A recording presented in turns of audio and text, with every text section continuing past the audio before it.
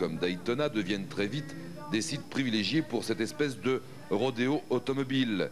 D'ailleurs, l'origine de ce sport se rattache à la conduite risquée et musclée des moonshiners, qui dans l'illégalité fabriquaient de l'alcool et le transportaient rapidement et discrètement dans les petits chemins bosselés de l'arrière-pays. Depuis, l'Australie est devenue une grande terre de stock-car, comme l'Europe, où l'Allemagne s'illustre particulièrement. En France, ce sport d'abord importé par des cascadeurs est devenu une belle opportunité de compétition mécanique pour des fous du volant ne disposant pas d'un gros budget, mais capables de faire des miracles sur une voiture depuis longtemps condamnée à la casse. R16, R12, DS, des Peugeot sortis il y a 30 ans, pour tenir le temps d'une course, elles reprennent du service. Donc le moteur qui est attaché par une chaîne pour pouvoir, quand on fait des tonneaux, ne pas casser de cardan.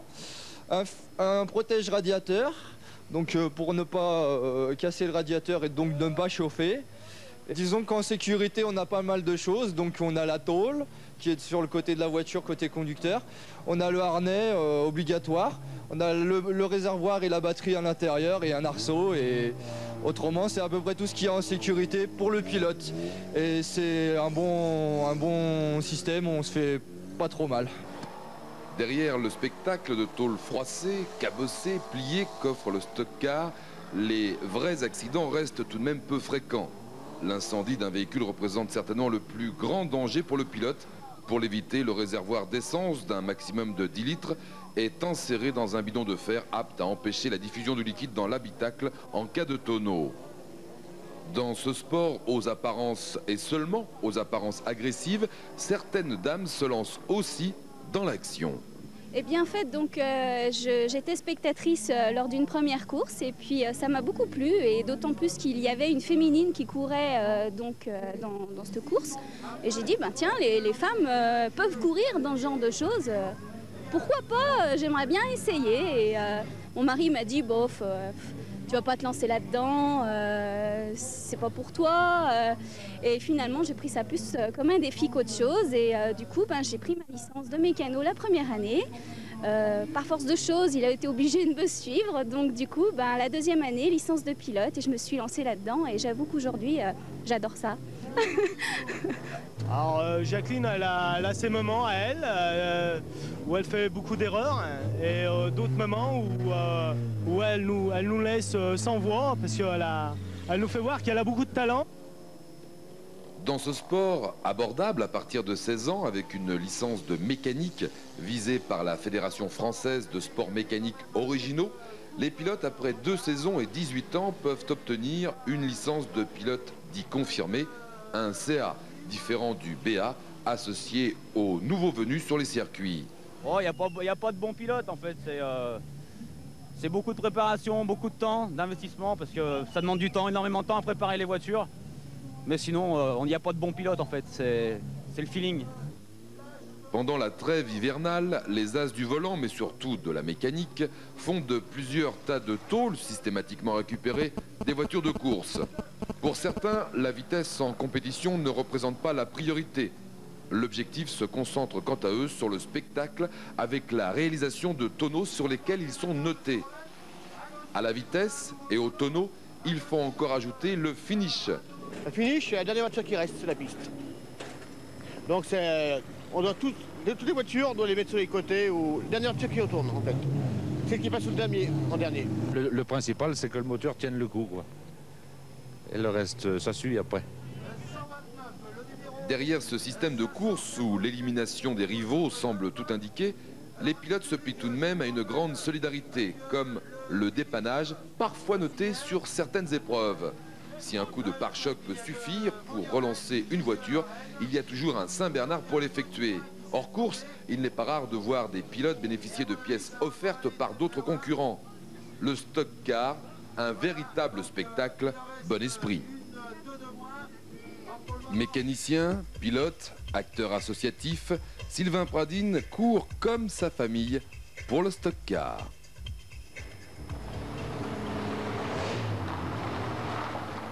Fin septembre, un samedi à 8 h, au garage Citroën de Craponne, Sylvain Pradine, la quarantaine, mécanicien de l'établissement, remorque sa voiture. On pourrait croire qu'il la destine à la casse, mais en fait, il compte se rendre à quelques kilomètres de là, à Vaugneray précisément, où un circuit automobile a été exceptionnellement aménagé pour une course de stock-car. Car ce passionné de l'automobile est également un fou du volant, un pilote reconnu de ces courses aux sensations très fortes.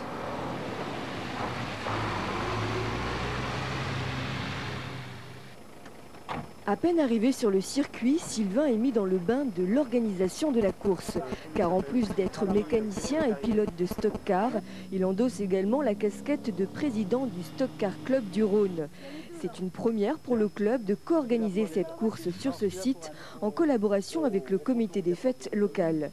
Il n'a dorénavant plus une minute à perdre, c'est véritablement une course contre la montre qu'il doit maintenant mener avant de faire celle sur le circuit. Numéro de police, arrêté muet, arrêté préfectoral, arrêté municipal, attestation d'assurance, licence d'organisation, c'est tout est gratuit. C'est pas beau la vie?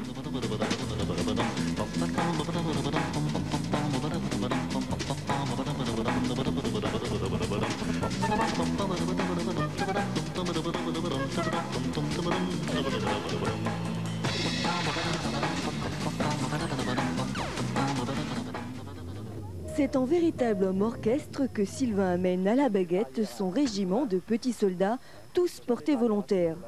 Et parmi eux, la famille de Sylvain, ses 4 enfants, 2 filles, 2 garçons, et sa femme ici à l'enregistrement des véhicules avant la course.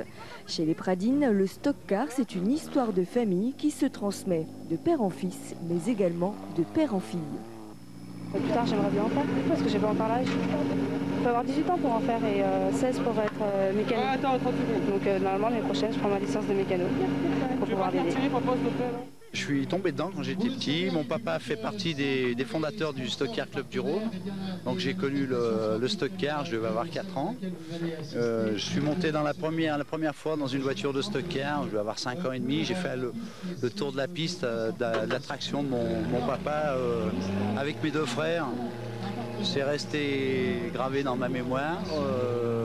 Puis j'ai voulu essayer, j'attendais que d'être autorisé, que d'avoir l'âge pour pouvoir le faire. Et ça fait 20 ans que ça dure. Une véritable passion qu'il partage encore aujourd'hui avec son papa. Paul Pradine ne pilote plus depuis une quinzaine d'années, mais il ne peut s'empêcher de répondre à l'irrésistible appel d'une course. C'est un virus, une société, que ce soit celle-là ou que ce soit d'autres sociétés. On répond toujours présent parce que c'est l'habitude. C'est toujours les mêmes qu'on va chercher parce qu'ils sont là. Demandez tous ceux-là qui sont là autour, c'est toujours les mêmes aussi qu'on va chercher à Vaugneray ou ailleurs. Alors, et puis ça continue. Maintenant, j'essaye de lever le pied, mais j'y arrive pas. Ce que j'attends, c'est que l'année prochaine, il y ait le petit-fils. Et puis qu'il y ait les 3 générations au pilote. Alors là, je reprends une licence de pilote. Donc l'année prochaine, on vous reverra sur le circuit? C'est possible. Si quelqu'un peut m'en descendre? Intéressant, dans le frigo en bas.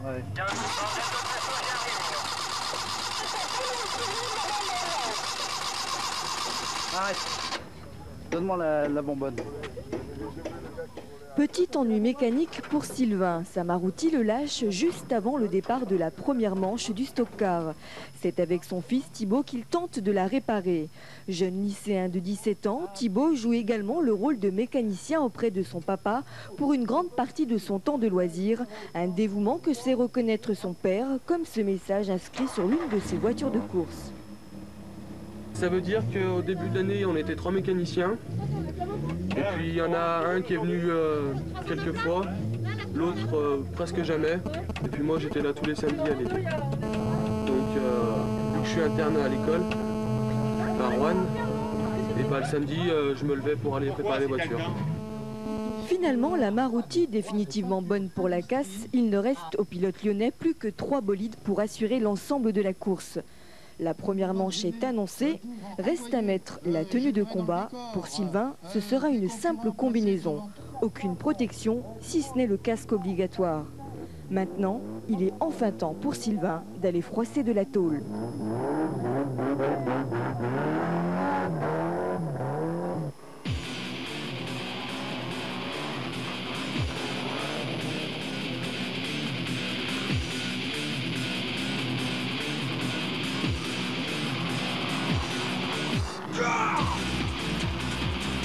Actuellement dans cette manche, l'homme de tête, c'est le numéro 644, le 644 Sylvain Pradine.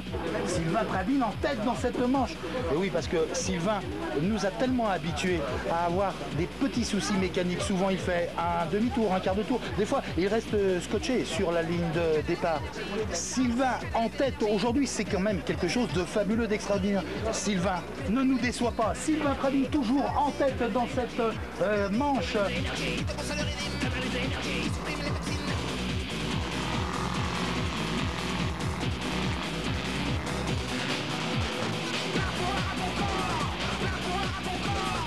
Une première manche réussie où il termine premier. Le deuxième set a plutôt été laborieux pour Sylvain. De retour au paddock, il faut vite réparer, rafistoler ce qui est cassé.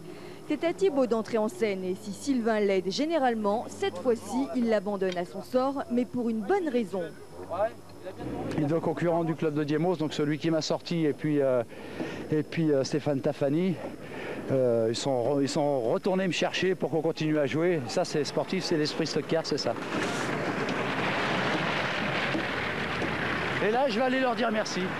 D'une part d'avoir fait une belle figure, et d'autre part de m'être sorti d'où il m'avait mis. Voilà.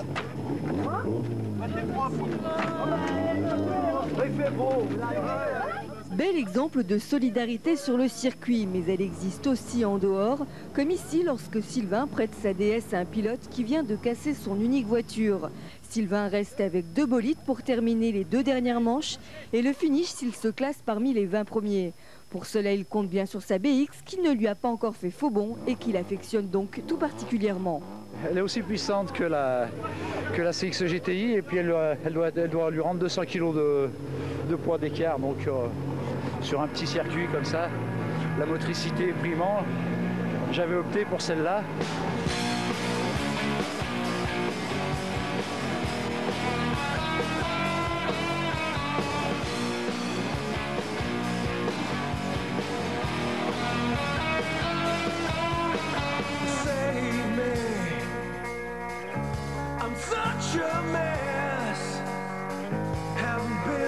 Sur ce premier Grand Prix de Vaugneray, Sylvain termine 19e à la vitesse et 17e au tonneau. La saison prochaine, il devrait définitivement céder sa place aux jeunes sur le circuit, préférant le siège de président de son club. Une sage décision qui sera certainement difficile à tenir par ce passionné.